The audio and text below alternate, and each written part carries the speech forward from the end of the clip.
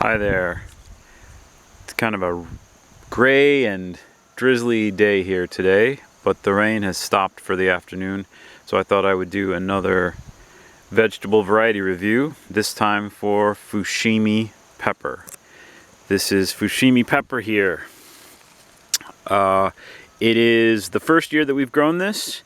We grow a very similar variety called Shishito, and you can see our vegetable variety review of Shishito pepper already on the channel. Put a card up here. So these are both Japanese peppers, and they're both very similar in usage. They're both sort of a thin-walled frying pepper. And if you want to just a really quick nuts and bolts review, I would review Fushimi pepper as good, not great, and it is inferior to Shishito, in my opinion. Okay, so let's get down to it. So Fushimi peppers, as compared to Shishitos, they're a bigger pepper on average. They grow larger. They're kind of a pointy, corkscrew shaped pepper in a lot of ways. You can see, and they are later, so they come into bearing much less quickly than Shishito. And the other thing that I've seen a lot of on these Fushimis that I've never seen on Shishito is a lot of, this is blossom end rot, or you'd kind of call it sidewall rot, but it's caused by the same, problem as blossom end rot in tomatoes. So calcium transport deficiency.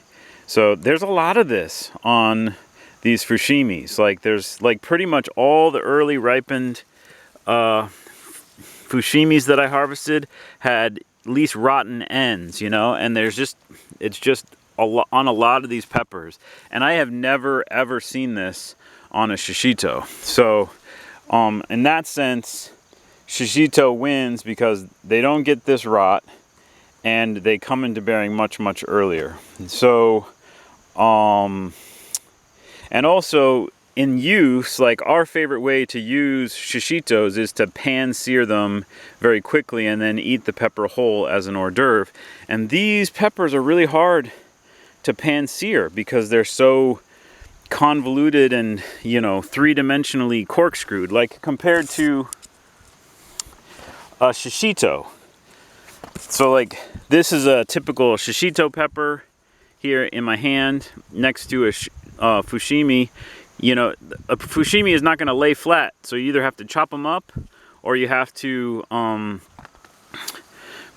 possibly they'd be okay if you were grilling, but like a Shishito like this is much easier to to just lay flat and turn and sear in the pan. So like just from my favorite method of cooking, the Shishitos win out. So the other point I would add is I bought this seed from Gourmet Seed International, which is a seed company that I recommend and I like. If you look at my seed company recommendation video, they are one of my favorite companies. But this pepper variety is listed as a sweet pepper, unlike Shishito, which does get spicy when red.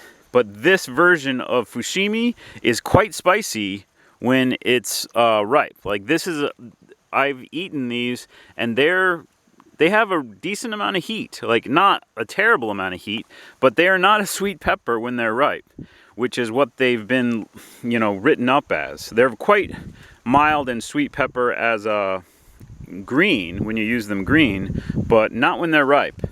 So just keep that in mind. Like at least not all strains that are out there of Fushimi are a perfectly sweet pepper. This strain from Gourmet International is a hot pepper when it's ripe. So that's the only other thing I can say. It doesn't produce the way Shishito does. It's not as easy to use as Shishito. It's not as early as Shishito, and it has a lot of defective peppers, rotten peppers, defective peppers. You can see here's one rotting. I mean, it's been a really wet year and we have a lot of rotten peppers everywhere, but like not in my Shishitos. I mean, I can just say I love Shishitos. We picked the heck out of our Shishito plantings, and they keep producing, making money for us. So if you have to choose between the two, and unless you have a very specific market for your Fushimis, I just don't see why you would grow them. The only thing I can say, they might be better as a pickling pepper, because they are a little thicker walled, you know, and so if you were going to make like sweet pepper pickles or just like slightly hot pepper pickles, that's what I would do with them. And that's actually what I've done with the red ripe ones already, is since I didn't have any red ripe jalapenos and I was making some cowboy candy, I chopped up some red ripe Fushimis, and I was able to cut off the rotten ends on them, and then I put those in the jar with the jalapenos just for attractive color, you know. Even though they aren't nearly as hot as a jalapeno, they are hot, and you know, the heat will even out amongst all the peppers in the jar. But they make the jar a little prettier, you know, to have some red peppers in there with all the green ones. Since the jalapenos, when you pickle them, they kind of turn kind of an olive color. Anyway, these might make a pretty useful pickling pepper. So that's what I would say is, if you want to pickle a lot of sort of straight peppers, or make like sweet pepper pickles in, you know, chopped rings, this might make an interesting pepper for that purpose.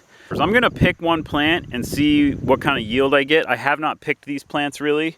I've picked a few ripe ones, but I'm just gonna pick, let's say I'll pick this plant, and you know, then we'll weigh out the yield and see what we get. Okay, so I did tear out the scale to this bowl before I went out there, and you can see we got just shy of 1.5 pounds of peppers off that plant, green. I did pick a couple of these red ones off the other plants too, and I think I am going to make some pepper pickles with these, just because I think that's probably the best use for this pepper.